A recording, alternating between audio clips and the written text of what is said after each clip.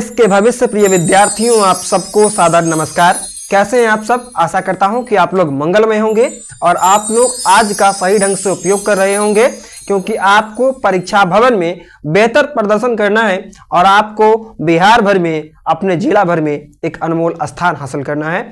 और मैं ईश्वर से प्रार्थना करता हूं कि आप न केवल विद्यालय स्तर पर, न अपने शैक्षणिक संस्थान के स्तर पर, बल्कि आप बिहार स्तर पर आप अपनी एक अलग पहचान बनाएं और आपकी ख्याति जो हो वो दूर दूर तक हो। और जिस दिन आपका परीक्षा परिणाम आए उस दिन आपको अपने ऊपर गर्व हो और आपके माता पिता को भी आपके ऊपर गर्व हो।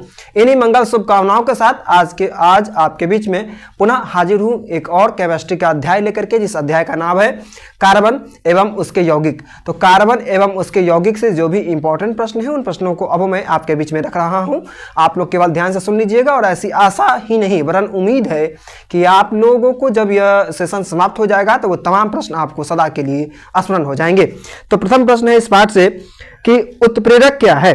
तो लिखेंगे उत्प्रेरक वैसे पदार्थ होते हैं जो किसी रासायनिक अभिक्रिया के वेग को बढ़ा देते हैं अथवा घटा देते हैं, मगर स्वयं अपरिवर्तित रहते हैं, अर्थात उनमें कोई परिवर्तन नहीं आता है। तो वैसे पदार्थों को ही क्या कहा जाता है? उत्प्रेरक कहा जाता है। इसके पश्चात अगला इंपॉर्टेंट प्रश्न इस पाठ से कि साबुन और अपमार्जक में क्या अंतर है। तो लिखेंगे साबुन और अपमार्जक में निम्नलिखित अंतर है। प्रथम अंतर लिखिएगा कि साबुन जो है वह कठोर जल में झाग नहीं देता है, परंतु अपमार्जक कठोर जल में भी झाग दे देता है ना। साबुन का प्रयोग नहाने के लिए किया जाता है, वहीं दूसरी ओर अपमार्जक का प्रयोग कपड़ा धोने में किया जाता है ना। साबुन जो है सो कठोर जल में घुलता नहीं है, मगर अपमार्जक क्या हो जाता है? घुल जाता है। तो ये सभी अंतर हैं जो कि साबुन और अपमार्जक के अंतर के रूप में आप लोग लिख सकते हैं। इसके पश्चात अगला इंपॉर्टेंट प्रश्न इस पाठ से, क्या आप डिटर्जेंट का उपयोग कर बता सकते हैं कि कोई जल कठोर है या नहीं। तो लिखेंगे नहीं, डिटर्जेंट का प्रयोग करके कोई जल कठोर है अथवा नहीं है इसका पता नहीं लगाया जा सकता है। ऐसा इसलिए क्योंकि डिटर्जेंट का यह स्वभाव होता है कि वह कठोर जल हो या फिर सामान्य जल हो, दोनों जल में झाग उत्पन्न करता है ना।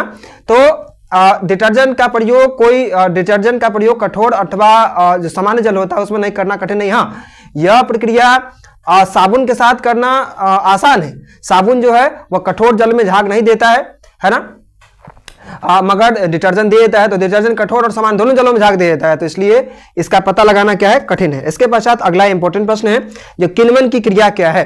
तो लिखेंगे किण्वन की क्रिया एक जैव रासायनिक क्रिया है जिसके अंतर्गत कोई पदार्थ टूट करके सरल पदार्थों में परिवर्तित हो जाता है, अर्थात बदल जाता है। अर्थात किण्वन एक ऐसी क्रिया, एक ऐसी जैव रासायनिक क्रिया जिसमें कोई पदार्थ टूट करके सरल पदार्थों में परिवर्तित हो जाता है, तो इसी क्रिया को किण्वन प्रक्रिया कहा जाता है। इसके पश्चात अगला इंपॉर्टेंट प्रश्न इस पाठ से कि समावयवता किसे कहते हैं। तो लिखेंगे वैसे यौगिक जिनके अणुसूत्र तो समान होते हैं परंतु जिनके भौतिक और रासायनिक गुण भिन्न भिन्न होते हैं, अर्थात अलग अलग होते हैं, तो यह परस्पर समावयवी कहलाते हैं और यही परिघटना जो है वह समावयवता कहलाती है।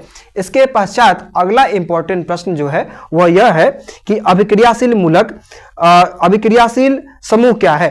तो लिखेंगे अभिक्रियाशील समूह किसी कार्बनिक यौगिक का वह समूह है जो किसी यौगिक के रासायनिक गुणों पर निर्भर करता है ना, तो उसे ही अभिक्रियाशील समूह कहा जाता है। इसके पश्चात अगला इंपॉर्टेंट प्रश्न इस पाठ से कि हाइड्रोकार्बन क्या है और यह कितने प्रकार के होते हैं। तो लिखेंगे कार्बन और हाइड्रोजन से बने यौगिक को हाइड्रोकार्बन कहा जाता है और हाइड्रोकार्बन दो प्रकार के होते हैं। प्रथमतः संतृप्त हाइड्रोकार्बन, दूसरा असंतृप्त हाइड्रोकार्बन, है ना। इसके पश्चात अगला इंपॉर्टेंट प्रश्न इस पाठ से कि कार्बन मुख्यतः सहसंयोजक यौगिक क्यों बनाता है।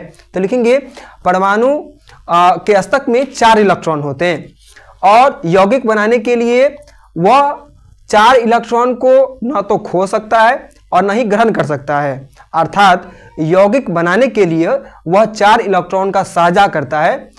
4 इलेक्ट्रॉनों को अपना जो 4 इलेक्ट्रॉन जो होता है उसका वह साझा करता है और साझा करके वह यौगिक का निर्माण करता है। इसीलिए कार्बन जो है वह सहसंयोजक यौगिक बनाता है। तो इस प्रकार इस पाठ से जो भी इंपॉर्टेंट प्रश्न थे उन प्रश्नों को मैंने आपके बीच में रखा। आप लोगों के पास जो भी क्षणिक ही सही जो समय है शेष, उस शेष समय को विशेष समझिए। यकीनन आप जिस दिन परीक्षा भवन में जाएंगे तो आपकी कलम जो होगी वो उत्तर पुस्तिका पर चलती रहेगी और आपको जो परीक्षा परिणाम प्राप्त होगा वो आपको अपने ऊपर गर्व करवाएगा और आपके माता पिता को भी एक दिन आपके ऊपर गर्व होगा। धन्यवाद।